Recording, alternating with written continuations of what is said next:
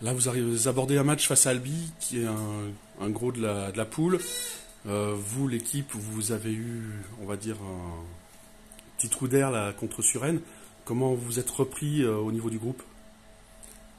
Mais déjà, quand on enchaîne 4 victoires, le plus dur, c'est de rester, c'est de continuer à gagner. Donc voilà, il y a eu ce décompte contre Suresnes.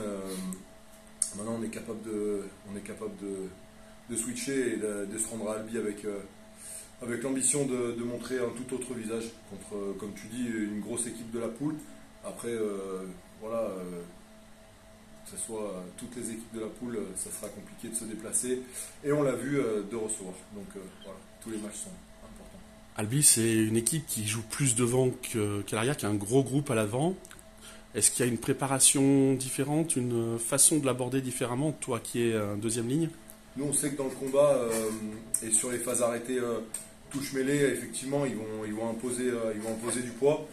Donc voilà, après, c'est beaucoup l'aspect mental et l'énergie qu'on va y mettre. Alexandre? Cette défaite de Suresnes, a posteriori, il y avait des signes avant-coureurs, tu l'as senti venir ou tu as été à 100% surpris, toi, personnellement?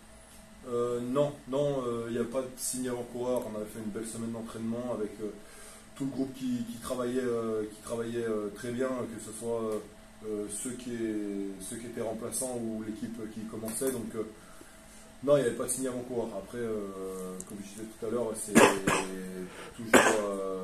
toujours plus dur de tomber, plus facile de tomber que voilà, d'enchaîner les matchs. Après, face à une équipe, ma foi, qui a joué son va-tout et qui l'a bien fait. Voilà. Après, on leur laisse beaucoup de choses en route, hein, mais voilà. Donc après, non, pas de signe avant-coureur. On sait aussi que souvent les retours des blocs sont difficiles, surtout quand on joue à domicile, il y a une pression supplémentaire. Est-ce que tu as envie de parler d'accident de parcours, toi, par rapport à ce match? Ouais, on peut le considérer comme ça. Bien sûr que le public est déçu, bien sûr que nous on est déçus, qu'on aurait souhaité ne pas perdre là et de cette manière. Après, le match en soi est pas mauvais, c'est des actions, c'est vraiment des faits de jeu, des actions qui nous foutent dedans, mais sinon on a fait quand même quelque chose sur le match et donc il n'y a pas tout à jeter, hein, loin de là, on ne va pas se flageoler non plus, hein, on a de quoi travailler. Après, il y a eu des approximations. Qu'est-ce que vous êtes dit justement en interne pour repartir de l'avant? Ça a été quand même que les leviers à activer cette semaine? On a un groupe on a la chance d'avoir un groupe qui est homogène, avec du monde qui est doublé sur tous les postes, de la qualité de partout. Donc voilà, il y a des mecs qui vont rentrer dans le groupe, qui vont réimpulser de l'énergie, et ça va être ça. Après, il n'y a pas le feu à la maison, il ne faut pas non plus s'affoler, dire bon ok, on a fait un faux pas, très bien. Moi je vois par exemple en Pro D2 Colomiers, ils sont capables d'aller gagner de partout, ils perdent chez eux, et à nous de faire la même chose. Tu t'en as parlé un petit peu en préambule, Sébastien aussi avant toi en a parlé, la conquête va être importante à Albi, notamment la touche. On sait que la saison dernière c'était une des meilleures équipes du championnat en touche défensive notamment. Comment tu abordes un petit peu cet aspect du jeu, toi? Et ben, eux, ils sont toujours, on le disait tout à l'heure, devant c'est souvent très lourd et en même temps ils ont des mecs très grands sur l'alignement. Donc voilà, ça lit très bien en face. En touche défensive, ils vont être durs à jouer, ça c'est certain.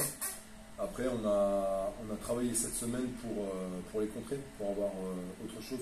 Tu es satisfait toi du rendement en touche justement du CBJ depuis le début de la saison?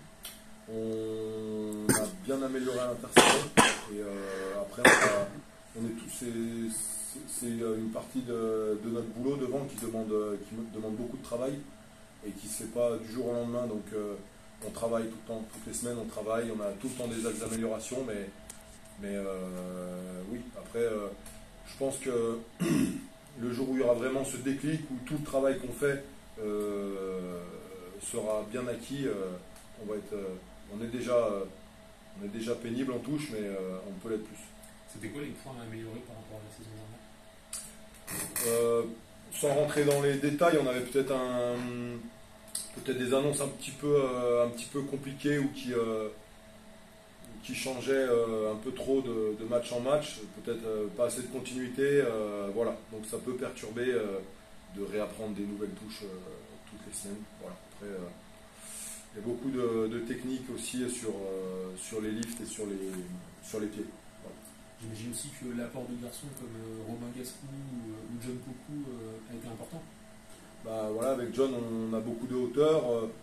Robin qui amène un peu de sérénité sur les annonces, qui analyse très bien, donc il connaît son sujet.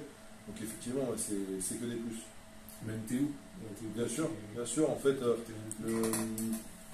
l'avantage qu'on a cette année, c'est que on a des mecs qui viennent en plus des leaders de touche et qui vont apporter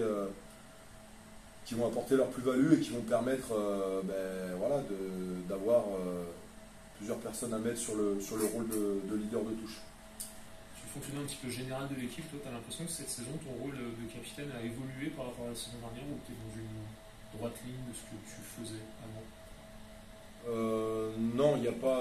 Oui, effectivement, ça reste pareil. Après, comme je le dis souvent, il y a beaucoup d'autres personnes qui prennent des rôles de leader dans le groupe, et c'est important ça, de ne pas tout le temps s'appuyer sur une seule personne. Donc ça, c'est en continuité avec la saison dernière. Est-ce que du coup, toi, tu as ce rôle de plus réactif que tu avais la saison dernière avec ouais, tout à fait. Ton problème de licence, est-ce que tu arrives à bien marier ça, le travail à côté, le rugby? Il y a des semaines où ça peut être compliqué, mais je m'en sors. C'est bon. Une petite question par rapport au Capitana. Comment ça se passe le partage de tâches avec Christopher Bosch? Puisque c'est lui qui a été capitaine là sur ces derniers matchs. Ouais. Comment toi tu le vois avec lui? Est-ce que vous discutez avant match? Vous faites passer des infos? Ouais, bah après il y a Chris. Chris est un peu comme moi. Il aime pas trop parler. En plus, même s'il parle plutôt bien français, il y a quand même cette barrière là sur les discours qu'il peut faire. Donc c'est surtout pour ça. Après il prend son rôle quand c'est lui qui a le rôle de capitaine.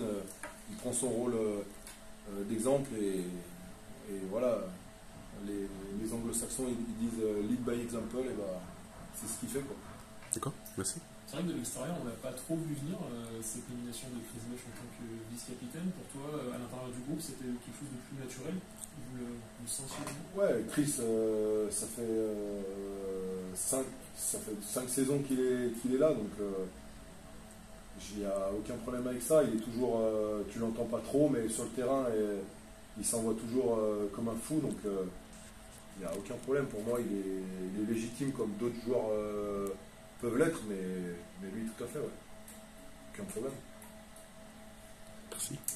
Merci.